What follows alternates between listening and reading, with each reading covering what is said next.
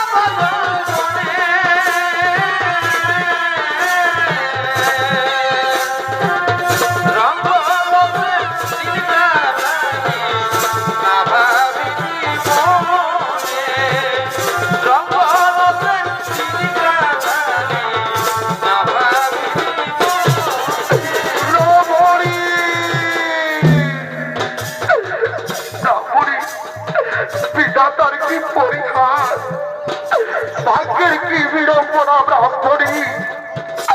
আমাদের একমাত্র সন্তান আমাদের ঘর থেকে তাড়িয়ে দিয়েছে খিদাই তৃষ্ণাই যে আমাদের প্রাণ যাই যাই তাই বলো না ব্রাহ্মণী আমরা এখন কি করি ব্রাহ্মণী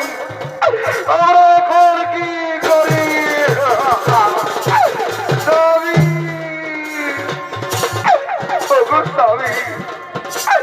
আমি ওদের আরেক খিদের জ্বালা সহ্য করতে পারছি না স্বামী খিদের জ্বালায় আমার প্রাণ যাই যাই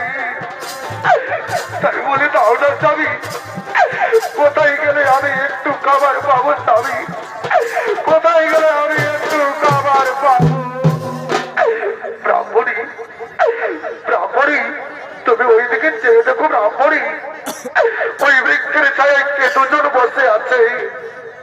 তাই চলো না ব্রাহ্মণী আমরা তারাকে গিয়ে জিজ্ঞেস করবো আমরা ওই দূরে কোনো গ্রাম পাই কিনা তাই চলো স্বামী আমরা তারাকে গিয়ে জিজ্ঞেস করবো বলছি ওগো সহ্য তোমরা এই বৃক্ষের ছায় কে দুজন বসে আছো আমরাকে পথ বলে দাও না গো আমাদের একমাত্র সন্তান আমাদের ঘর থেকে তাড়িয়ে দিয়েছে আজ কয়েকদিন ধরে আমরা কিছু খেতে পাইনি গো তাই বলে দাও না গো আমরা ওই দূরে কোনো গ্রাম পাই কিনা একই পুত্র তুই বৃক্ষের ছায় কার সাথে বসে আছিস বাবা কে তোমরা কিন্তু আমি চিনতে পারছি না একই কথা বলছি বাবা আমি যে তোর গর্ভধারিণী মারে আমি যে তোর গর্ভধারিণী তোমরা আমি চিনতে পারছি না তোমরা আমাদের কাজে বাধা দিও না তোমরা এখানে থেকে চলে যাও ওরে বাচ্চা তুই কেন এমন কথা বলছি বাবা আমি যে তোর গর্ভধারিণী মারে আমি যে তোর গর্ভধারিণী মা তোমরাকে বারবার বলছি যে আমি চিনতে পারছি না তোমরা এখানে থেকে চলে যাও নইলে পোতা কাট না বাবা না